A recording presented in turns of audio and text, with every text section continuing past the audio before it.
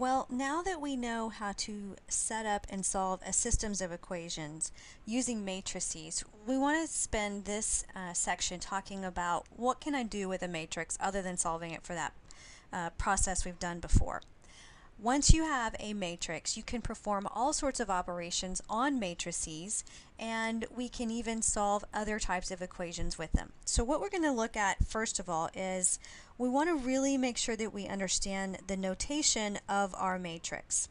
So if I am talking about a matrix, when I define or name a matrices, we typically name them using capital letters like you see here. So this is matrix A given to you here. We also name the matrix using an M by N notation. So rows by columns. We have rows, obviously, denoting these rows here as we move down, and then we have columns as we move across.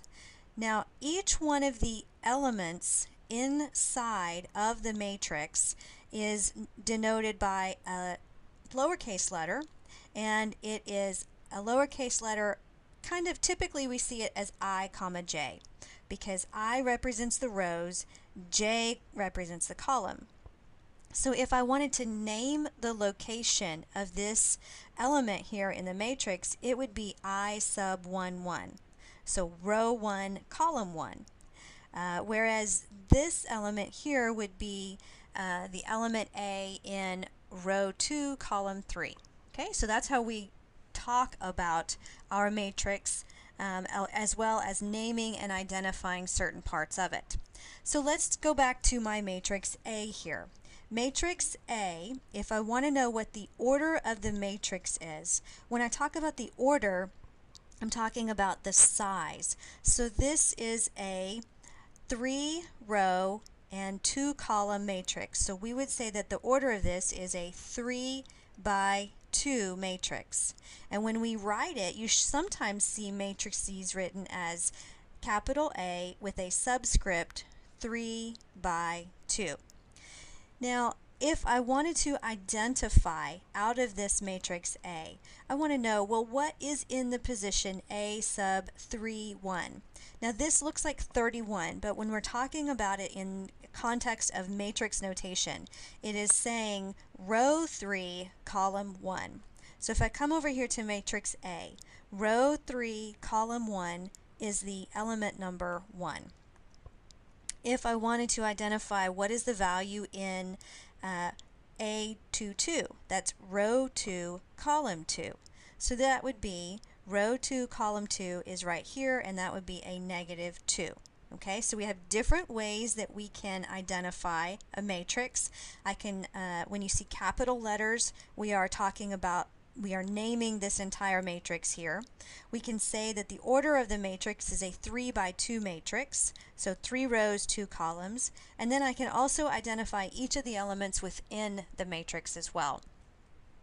So if I am looking at this example right here, example number 1 says I want to find the values of the variables so that the matrices are equal. And I have this 2 by 2 over here on the left, and I'm suggesting to you that it is equal to the 2 by 2 on the right. In other words, what this is saying is that element X must be exactly the same as this element on the other side of the equal sign. So I could say that X would have to be equal to 12. Now if I wanted to talk about Y plus 3, Y plus 3 lines up with the number 5 with the matrix on the other side. So if this is in a row 1, column 2 position, then that must be equal to row 1, column 2 on the right hand side. So Y plus 3 must be equal to 5, or in other words, Y has to be equal to 2.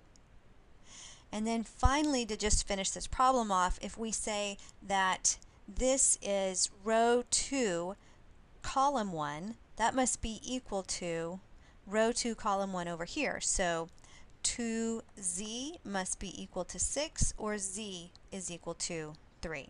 So I could replace these positions in the left-hand matrix with what I found their actual values out to be here. So this is what we're doing when we are just identifying and talking about matrix notation.